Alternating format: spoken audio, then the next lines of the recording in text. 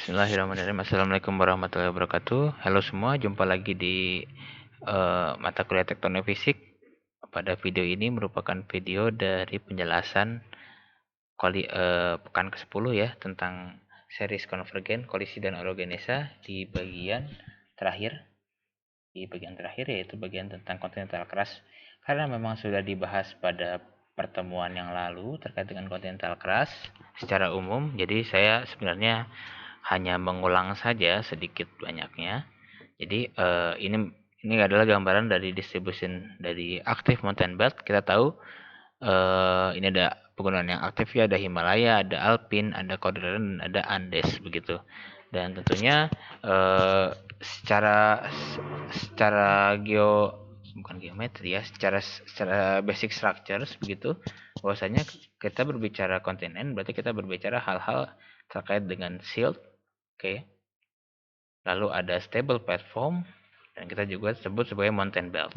Dan sebenarnya ada juga di batas antara continental crust dengan oceanic crust ya, kita sebut sebagai continental shelf begitu.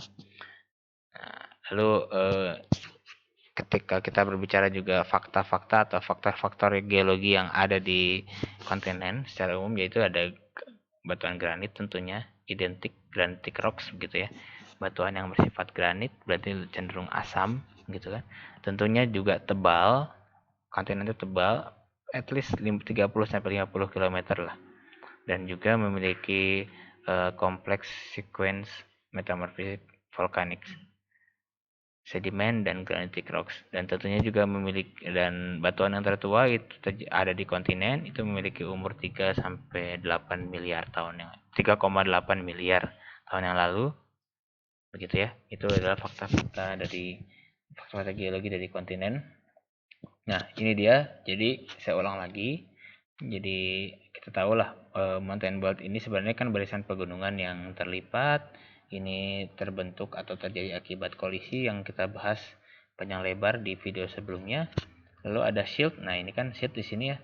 Shield itu merupakan salah satu bagian dari kontinen juga tentunya ya, yang menyingkap batuan basementnya pada permukaannya.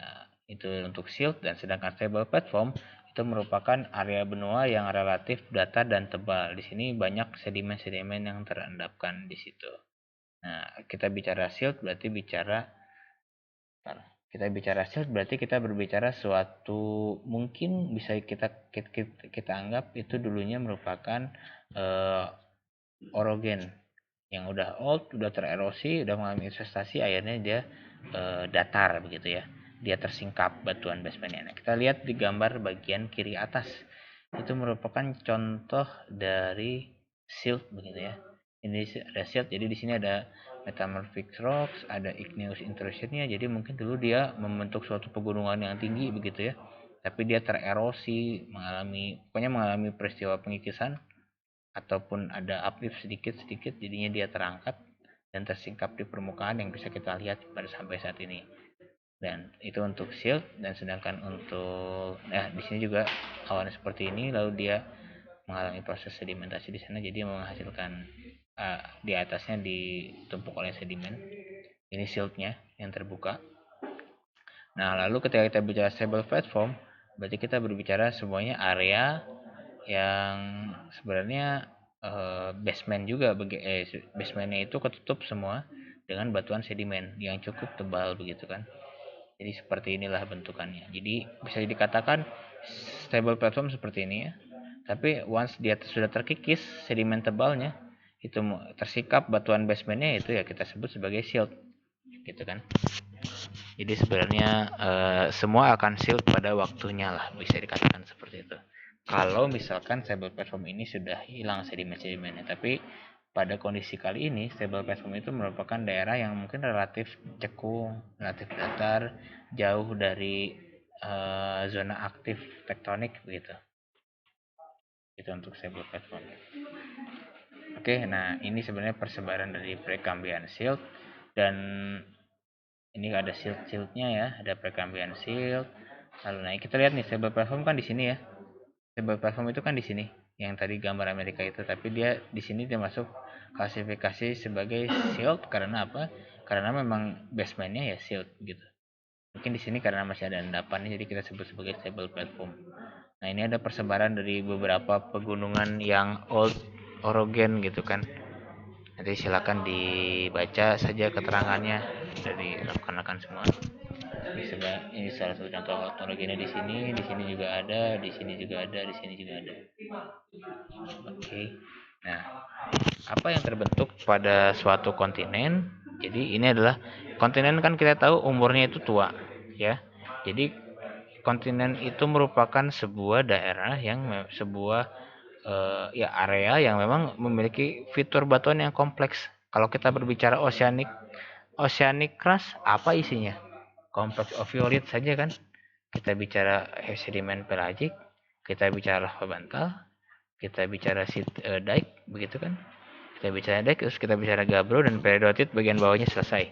Nah, ketika kita berbicara kontinen secara umum, itu akan memiliki batuan yang sangat kompleks sekali karena kita tahu semuanya di teori tektonik lempeng bahwasanya dulu itu benua itu memiliki satu bentuk utuh yang dinamakan sebagai Pangea, ya.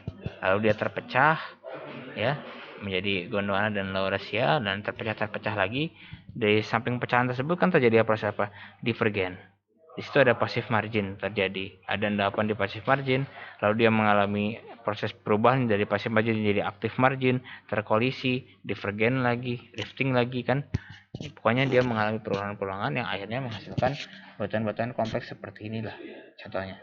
Ya kan ini terbentuk awalnya hanya ada dua, mungkin ya, ada sedimen dan andesitic volcanics, lalu dia ada siklus orogen, ada subduksi di sini, akhirnya menghasilkan sebuah batuan yang kompleks begini.